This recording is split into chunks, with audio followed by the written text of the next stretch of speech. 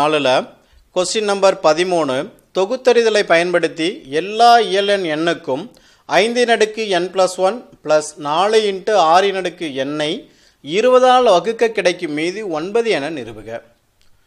20 all வகுத்தோம்னா இந்த டேமை கிடைக்கும் மீதி 9 கிடைக்கும் அப்படின்னு ப்ரூவ் பண்ணணும். அப்போ தீர்வு கண்டுபிடிக்கிறோம். கொடுக்கப்பட்டது இதுக்கு முன்னாடிலாம் நம்ம பார்த்தோம்னா வகுபடும் அப்படிங்கிறது தான் பார்த்தோம். இங்கே மீதி வருது. அப்போ இதை நம்ம இந்த பக்கம் மீதி கழிச்சிட்டோம்னா இது வகுபடும் என்னோட மீதி கழிச்சிட்டோம்னா 20 மடங்கு வகுக்கும் சொல்லிடலாம். அப்போ இது என்ன பண்ணிடலாம், 5n+1 + 4 × 6n ஆனது 20 ஆல் வகுக்க கிடைக்கும் மீதி 9 எனில் அந்த 9 கழிச்சிட்டேன்னா 5n+1 + 4 × 6n - 9 ஆனது 20 ஆல் வகுபடும் என நிறுவ வேண்டும். சரியா, அந்த 9 கழிச்சிட்டோம்னா 20 ஆல் வகுபடும் சொல்லிடலாம். சரியா, இப்போ இதை தான் நம்ம P of n எடுத்துக்கிறோம். இப்போ P of n எடுத்துக்கிட்டோம்னா n-க்கு 1 சப்ஸ்டிட்யூட் பண்ணு, 5n+1 இந்த இடத்துல 1 போடுறோம். அதாவது n எடுத்துக்கிட்டோம். அப்போ n-க்கு 1 சப்ஸ்டிட்யூட் பண்ணால் என்ன கிடைக்கும், 5n2 1 + 1னா 2 + 4 × 6n1 - 9 5 25 6 24 - 9 25 24 கூட்டினீங்கன்னா 49 49ல் 9 கழிச்சிட்டேன்னா 40. இந்த 40 எதுனாலும் சொல்லிடலாம் 20 ஆல் வகுபடும் சொல்லிடலாம். சரியா, 40 20 ஆல் வகுபடும். அப்படின்னா P of 1க்கு கூற்று உண்மையாகிறது. அடுத்தது n-க்கு k-ன்னு கூட்டுற உண்மைன்னு எடுத்துக்கிறோம். n k-க்கு கூற்று உண்மைன்னு எடுத்துக்கிறோம். அப்போ என்ன வரும், P of k = 5n+k+1 + 4 × 6n - 9 ஆனது 20 ஆல் வகுபடும். 20 ஆல் வகுபடுனா என்ன சொல்லலாம், இந்த dam = 20 some constant 20 CO 20 MO எடுத்துக்கலாம் = இந்த கான்ஸ்டன்ட்.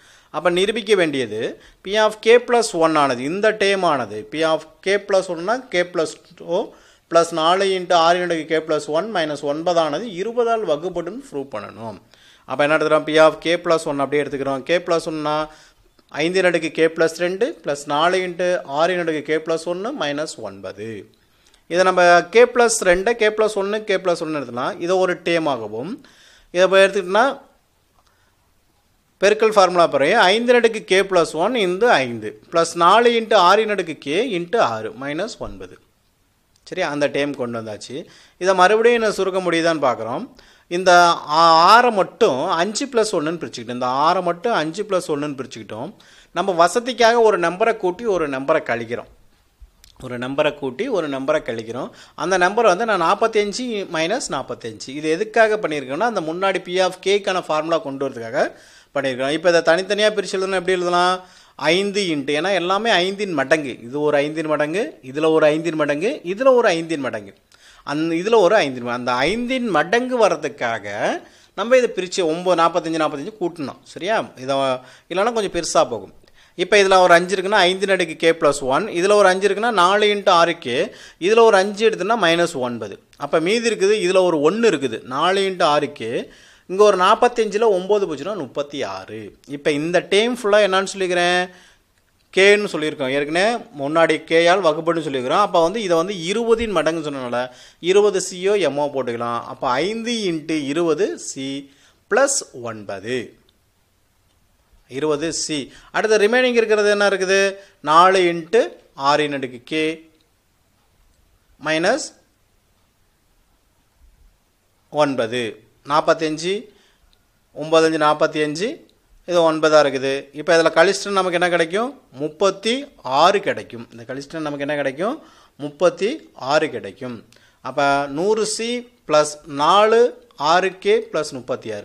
இப்போ பார்த்தோன்னா 100C 20 ஆல் வகுப்படும். இந்த ரெண்டு சேமும் சேர்ந்து 20 ஆல் வகுப்படணும்னு பார்க்குறேன். ஏன்னா கே இருக்குது. இந்த கேக்கு நம்ம 1ன்னு கொடுத்தோம்னு வச்சுக்கேன், கேக்கு 1ன்னு கொடுத்தோம்னா 4 × 6 + 36 4 6 24 36 60 ஆயிடுச்சு. இந்த 60 20 ஆல் வகுப்படும்.